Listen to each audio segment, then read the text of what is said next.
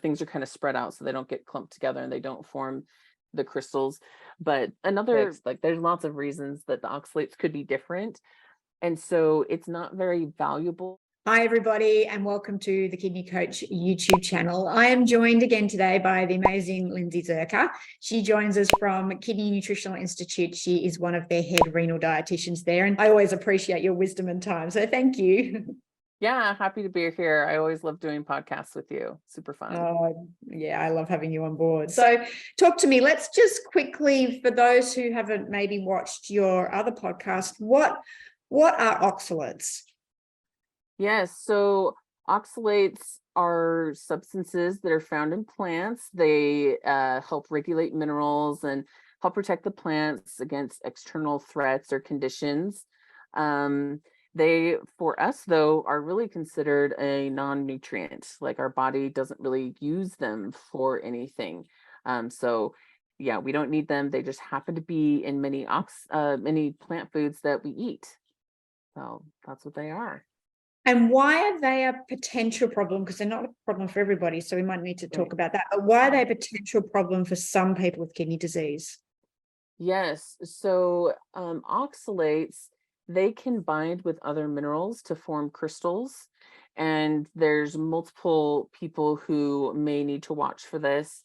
So people who have kidney stones, oxalates are one of the most common types of kidney stones that are around. And so sometimes people may need to watch oxalates in their diet to help reduce the risk of having kidney stone formation. Also, people who have polycystic kidney disease, they may need to follow a lower oxalate diet to help reduce the risk of cyst formation, because the oxalates can contribute to that. And then also just people in general who maybe have had like gastric bypass surgery or their gallbladder taken out. They have maybe not very good digestion. The poor digestion of fat increases oxalate absorption, and lots, like very high oxalate absorption, can contribute to kidney damage, or again, kidney stones and things like that. So sometimes people have to watch oxalates for those reasons. So say someone is predisposed to kidney stones or has PKD or has had a gastric bypass and all those things you mentioned. How would one go about lowering oxalate levels in their diet? And is there more than just way than removing foods? Yes, absolutely. And I'm so glad you brought that up. We always call it a oxalate managed diet. Just because, like I said, the data on oxalates, it's not really great, and the amount of oxalates in the food can be so different depending on the type of soil it was grown in, or even the weather condition when it was picked. Like, there's lots of reasons that the oxalates could be different, and so it's not very valuable or very impactful to really micromanage those milligrams of oxalate and try and aim for a specific amount. But if you do an oxalate managed diet, there's basically 4 ways to manage oxalate. You can avoid the really high oxalate foods, like those just few ones that I mentioned. And then other oxalate foods that are kind of higher in oxalates, you can pair them with sources of calcium to help reduce the absorption. And kind of along that same vein, you can work with your healthcare provider to ensure that you have good fat digestion, because that will also help reduce absorption of oxalates. And then you want to drink adequate fluids, and also you can include sources of citrate. These things can help reduce the formation of the crystals from oxalates. So those are kind of the 4 basic ways that we work to address that. And walk me through, how does increasing fluid reduce the oxalate load? It can't be as simple as dilution. How does that mechanism work?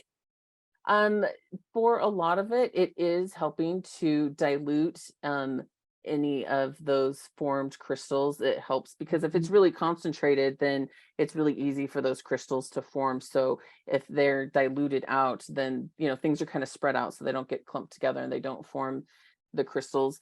But another, benefit of it too is that it helps to prevent UTIs, which can also be really common in our people Mhm. who have kidney problems, and because it helps flush out that urinary system, so there's not very much opportunity for bacteria to grow and create havoc.